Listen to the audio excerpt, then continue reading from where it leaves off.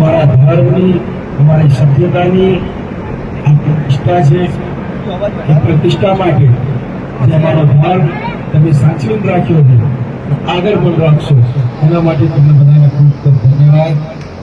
આવા શુભ પ્રસંગે થોડુંક બે વાતો બોલીશ.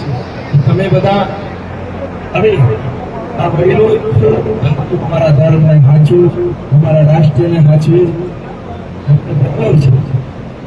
હવે બે વસ્તુઓ આપણી બદલી રહી છે. એ વસ્તુ બે વસ્તુઓ માટે આપ આ યુવા સમાજને યુવા ધર્મને માર્ગદર્શન કરો. આપણે કિસાન છીએ, આપણી ફસલ અને આપણી નસ્લ બે વસ્તુઓ આપણી બદલી રહી છે. આ બે વસ્તુઓને આપણે સુધારીએ.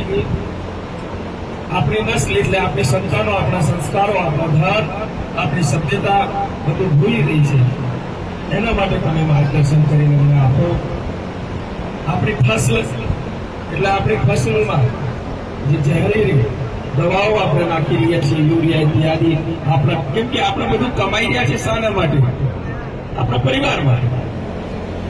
અને આ બધું આપણા પરિવારને ખવડાય અને આપણા પરિવારને કેન્સર, ડાયાબિટીસ, બીપી આવી બધી બીમારીઓ આપણે આપી રહ્યા છીએ.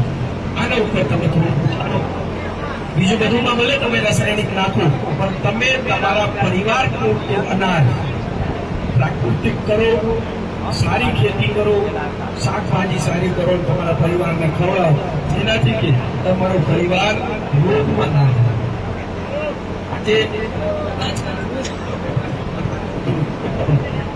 આજે સમાજ જેટલું કમાવતો હોય એમાં પૈસો બે જ જગ્યાએ એનું વપરાય છે. 80% પૈસો દવાખાનામાં અને શિક્ષણમાં વપરાઈ રહ્યો છે. પોતાના ભોગમાં એટલું નથી વપરાય.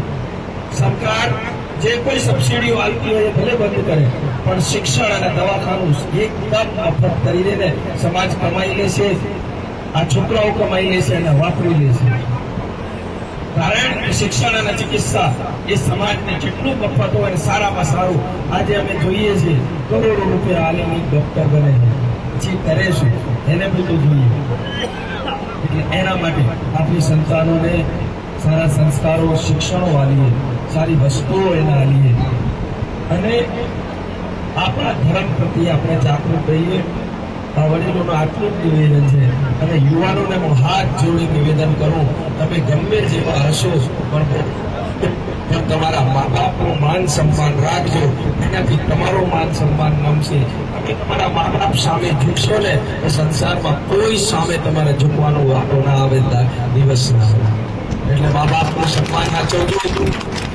આપણા ધર્મ પ્રત્યે જાગૃત રહેજો. આ થોડીક ફસલમાં અને નસલમાં જે ઘણી બધી ખામીઓ છે એને સુધારજો. આ રોગોથી તમે મુક્ત થાવ. કારણ કે અમને દુઃખ થાય છે જ્યારે અમારો સેવક અમારા જોડે આવે અને કહે કે મારા કુટુંબમાં કોઈને કેન્સર થઈ ગયું છે. જેને કોઈ વ્યસન નથી એને કેન્સર થઈ ગયું. કારણ શું? યુરિયા, ડીએપી, તમે વિચારતા સાત્વિક ભોજન, ઘરનું ભોજન કરીએ છીએ, પરંતુ તમારા ગાય ભેંસમાં પણ આ બધું આવી ગયું છે. એટલે એક ગાય અથવા એક ભેંસ એવી રાખો જેનું દૂધ વાપરો, એને પ્રાકૃતિક ખેતી ખવડાવો, પ્રાકૃતિક ચીજો ખવડાવો અને એને તમે વાપરો. તમારા પરિવારને આ માતાજી સ્વસ્થ રાખે, સુખી રાખે અને ખૂબ આનંદિત રાખે. કારણ કે અમે પીડામાં એટલે છીએ, અમે બધા રાજ્યો ફરીએ છીએ. હરિયાણા, પંજાબની દુર્દશા જોઈ લીધી કે એમાં ઘરે ઘર કેન્સર ફેલ્યું. હવે આપણું વારું છે. કારણ કે ગુજરાતમાં આપણા બનાસકાંઠામાં વધારે યુરિયાઓ વપરાય છે. એટલે આના માટે આ બધા ચિંતિત થાઓ. આ બધા શિક્ષણ પ્રત્યે ખૂબ જાગૃત સંતાનોને ખૂબ ભણાવો. કારણ કે આવનાર સમય માત્ર અને માત્ર શિક્ષણનું હશે. શિક્ષિત હશે તે પ્રગતિ કરશે. જેટલી ધારો એટલી પ્રગતિ કરી શકો. કારણ કે અત્યારે અમે એક એવા જગ્યા ફરીને આવ્યા છીએ કે જ્યાં કોઈ વસ્તુ નથી ઉત્પાદન થતી, બધું આપણા દેશમાંથી જાય છે. પાણી પણ આપણા દેશમાંથી જાય એવું દુબઈ શહેર ખૂબ વિકસિત થઈ ગયું, માત્ર શિક્ષિત અને એની કાનૂન વ્યવસ્થાને લીધે. આપણે પણ જાગૃત થઈએ. આપણે રાષ્ટ્રને ના સુધારી શકીએ પણ આપણા ઘરને સુધારી શકીએ. આપણા ઘરને શિક્ષિત કરી શકીએ. આપણા ઘરને, પરિવારને, સમાજને સારી સંતાનો આપણે આપી.